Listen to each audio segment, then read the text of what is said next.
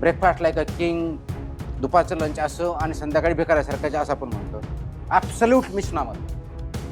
Absolute मिसनामर. असं कुठेही scientifically prove झालेलं नाही. ज्या दिवशी मी ब्रेकफास्ट चालू करतो माझं वजन वाढायला सुरुवात करतं. मी नाही करत. पिठाचं वांग एक म्हणतात प्रकार. ती एक मला आवडते. आता हे स्पायसी आहे का? डेफिनेटली आहे. जरूर नाही खाऊ शकत, पण ते ओकेजनली खाण्यासारख्या गोष्टी आहेत. तुमच्या धडक कारवायांची तर देशभरात चर्चा आहेच. त्याचबरोबर एका गोष्टीची सुद्धा सगळ्यात जास्त चर्चा आहे ती म्हणजे तुमचा फिटनेस. तर अनेकांना उत्सुकता आहे की तुम्ही कोणतं रुटीन फॉलो करता? तुम्ही कोणत्या गोष्टी खाणं टाळता? कोणत्या गोष्टी खाणं प्रिफर करता? हे थोडक्यात तुम्हाला असं काय खायला मिळतं म्हणून एवढे फिट आहात तुम्ही? आम्ही तर सगळे भेसळवालंच खातोय. ते माझ्या पत्नीला विचारावं लागेल. काय खायला देतं. दोन गोष्टी आहेत. काय अव्हॉइड करायचं हे मी सांगू शकतो, काय खाण्यापेक्षा हे. अव्हॉइड तुम्ही जे एच-एफ-एस-एस ज्याला टर्म आहे, high fat, trans fat, sugar, salty, deep fried हे जे जंक फूड आहे ते अव्हॉइड करा. तुम्ही बाहेर खायला जाता का सर हॉटेलमध्ये वगैरे? तुमची फेव्हरेट डिश एखादी कुठली आहे का? माझी फेव्हरेट डिश सांगणं खूप अवघड आहे. आई बनवायची. मराठवाड्यातले जे काही लोक असतील त्यांना कदाचित मसाला वडी नावाचा एक प्रकार आहे. आता किती जणांना कळेल मला माहीत नाही. ते मासवडी म्हणायचे, अपभ्रंश म्हणून ते मासवडी म्हणायचे, पण ती मसाला वडी असायची. ती आहे किंवा पिठाचं वांग एक म्हणतात प्रकार. ती एक मला आवडते. आता हे स्पायसी आहे का? डेफिनेटली आहे. जरूर नाही खाऊ शकत, पण ते ओकेजनली खाण्यासारख्या गोष्टी आहेत. आपण 90-10 रेशो जरी ठेवला किंवा 80-20 ठेवला मॅक्सिमम, तरी तो चालू शकतो. जसं इकॉनॉमिक्समध्ये फॉर्म्युला 80-20 तसा इकडे पण डाएटमध्ये जरी ठेवला, पण तो स्ट्रिक्टली फॉलो केला पाहिजे. बट खाणं हे पर्टिक्युलरली का? एज अप्रोप्रिएट खायला पाहिजे. मुलांना जे लागतं ते सिनियर सिटिझन नाही खाऊ शकत. 30 नंतर गेले की तुमचं डाएट चेंज व्हायला पाहिजे. 40 नंतर गेलं तर डाएट चेंज व्हायला पाहिजे. 50 नंतर गेलं की डाएट चेंज व्हायला पाहिजे. एज अप्रोप्रिएट खायला शिकलं पाहिजे आपण. ज्यावेळेस ग्रोइंग एज असतं त्यावेळेस तुम्हाला कॅलरी पण लागतात, पण त्याचबरोबर जास्त प्रोटीन पण लागतात.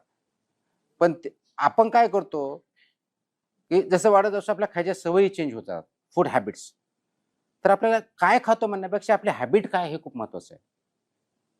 आणि आपली हेल्थ जी आहे ना त्याचे 3 महत्त्वाचे कंपोनंट आहेत. एक डाएट, तुम्ही काय खाता, नुसतं काय खाता नाही. किती वेळेस खाता, कधी खाता, हे खूप काउंट करतं. तुम्ही रात्री 12 वाजता जाणार आणि 12 वाजता जेवणार. It is going to affect you negatively. Absolutely निगेटिव्हच अफेक्ट होणार. पॉझिटिव्ह इफेक्ट होऊच शकत नाही. तर तुम्ही कधी खाता, काय खाता हे बघायचं आहे. जे आपल्याला प्रोटीन आवश्यक आहे. ह्या तिन्ही गोष्टी जर पाळल्या आपण आणि कन्सिस्टंटली पाळल्या, न्यू इयर रेझोल्यूशन सारखं 8 दिवस केलं नंतर सोडून दिलं तर नाही चालणार त्याच्यामध्ये. फरक पडतो. म्हणजे मी तर चेंज केला तर लगेच फरक पडतो.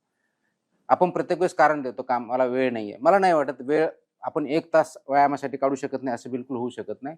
ह्या 3 गोष्टी पण अल्टिमेटली एक सांगेल, तुम्हाला जर कोणी सांगितलं की हा डायट फॉलो करा, अत्यंत चुकीचा ॲडव्हाइस घेण्यासाठी. कारण प्रत्येकाची बॉडी ही वेगळी आहे. बॉडी रिक्वायरमेंट वेगळ्या आहेत, माइंडसेट वेगळा आहे आणि आपल्या बॉडीमधून आपल्याला आवाज येतो, की हे तुम्ही खा किंवा नका खाऊ. आता एक मिशनामर थोडक्यात शेवटचा मुद्दा याच्यामध्ये सांगतो. आपण नेहमी खूप ऐकलंय, मी पण ऐकलंय. ब्रेकफास्ट लाईक अ किंग, दुपारचं लंच असं आणि संध्याकाळी बेकारासारखं असं आपण म्हणतो. ॲब्सोल्यूट मिसनामर. ॲब्सोल्यूट मिसनामर. असं कुठेही सायंटिफिकली प्रूव्ह झालेलं नाही. तुमची बॉडी रिक्वायर्ड. मला ब्रेकफास्ट खायला बिलकुल आवडत नाही. मला जमतच नाही. ज्या दिवशी मी ब्रेकफास्ट चालू करतो माझं वजन वाढायला सुरुवात करते. मी नाही करत. ही बॉडी डिमांड करते. तुमची बॉडी रिएक्ट करते. बॉडी रिएक्ट करते. एका पर्टिक्युलर एज नंतर कदाचित काही जणांना समजेल, काही जणांना समजणार नाही. ऑटोफॅजी नावाचा एक कन्सेप्ट आहे. आपण ते रिसर्च जर केला तर कळेल, की आपल्या बॉडीमध्ये सेल असतात ना त्या डेड होतात. आणि त्या डेड झाल्यानंतर त्यांना रिज्युव्हनेट होण्यासाठी आपण काही दिवस उपवास करणं गरजेचं असतं. ते जर केलं तर रिज्युव्हनेट होतात. ही एक सायकल आहे. ती आपण म्हणजे इंटरमिटेंट फास्टिंग म्हणजे 27-48 नाही डिपेंडिंग ऑन तुमची रिक्वायरमेंट. ही ऑटोफॅजी ही सायंटिफिक कन्सेप्ट आहे. इंटरमिटेंट फास्टिंग ही काय खूप सायंटिफिक प्रूव्ह झालेली नाही. पण ऑटोफॅजी ही सायंटिफिक कन्सेप्ट आहे. तर हे थोडं अंडरस्टँड केलं पाहिजे. म्हणून एक वन साइज फिट्स ऑल अशा कन्सेप्ट न जाता फिटनेस ही बेसिकली आपली बॉडी रिॲक्ट करते. पण फिटनेस राहण्यासाठी 3 महत्त्वाच्या गोष्टी बॅलन्स डाएट, एक्सरसाइज आणि रेग्युलर स्लीप.